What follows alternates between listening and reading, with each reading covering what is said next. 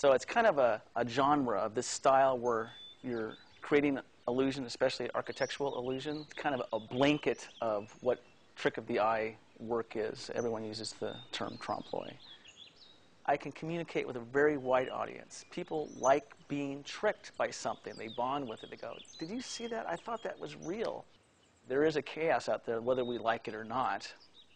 And it's to befriend it and to utilize it and to explore it without trying to harness or control it is a spiritual quest within itself and a beautiful place to tap into fresh ideas. Trompe-l'oeil has been around since ancient Greece. It's a French phrase meaning fool the eye, and it describes a process of creating a three-dimensional image on a two-dimensional surface, such as a wall, and to make that three-dimensional image to a viewer seem real. I consider John Pugh to be a primal artistic and philosophical genius. And there are not very many such people that I consider to be geniuses. I consider him to be a phenomenon. I strive as well as I can to create a fertile ground for spiritual development and humility. I know that there are still a lot of things I need to work on. Why did it write that way? God, this thing is going to drive me insane. And there's things like the ego, which we all have, that block your growth. Again, it's like a stagnant pond as opposed to a flowing river. And I believe that for me, I can only speak for myself, that I really need to keep that fresh and moving and non-stagnant. The real essence of his murals is their ability to tell a story. The visual concepts that he brings to the mural, they not only trick the eye, but they engage the mind. They have depth. They're thought-provoking. Nationally known muralist John Pugh came to town in Bishop recently to create an image that represents the part of Inyo County history that includes the City of Los Angeles Department of Water and Power and their water export from here. I knew it was going to be a little edgy, but it is based on history of almost 100 years ago. They did drain the Owens Valley. That's historical fact. I went out to research the area, and I found stumps of orchards that were there that had died as a result of them draining off the waters. So everything that I compiled in that piece, the contents were historical fact. I don't want to get into politics too heavily here, but because of current politics, it's a ghost of the past that has come out, and I think it haunts them a little, and that's why there's been such a strong reaction.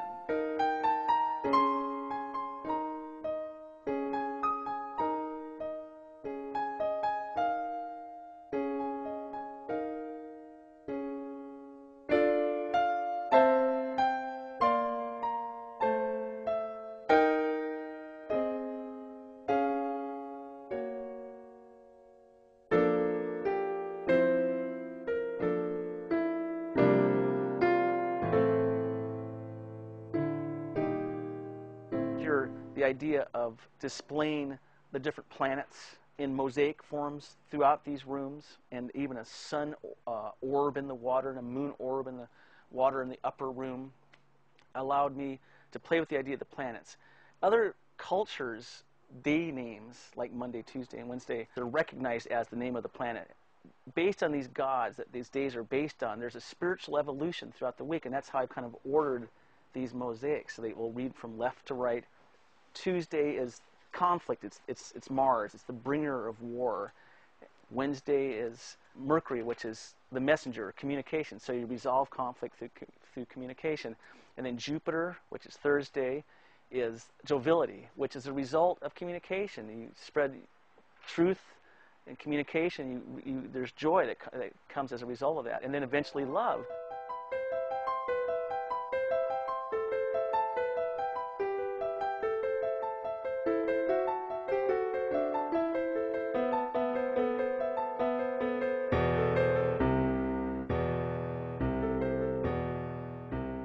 the architectural elements of the pieces, the illusion, the shading, the lighting, a lot of those things are held into, quote unquote, a structured world, an ordered world. John Pugh is actually, I would say, a shaman of chaos theory. And he is showing the balance, the yin and the yang balance between order and chaos. The mystical, and even the transcendent and the divine within the details of nature.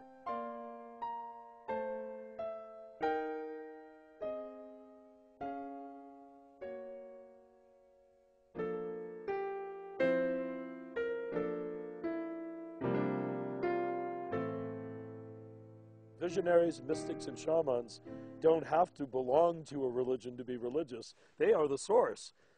I think in some ways, when it comes to this type of art and public art, I've encouraged a lot of people from Germany or Argentina or New Zealand come and spend time here. I like it when they contact me and I know that we're relating on a similar level.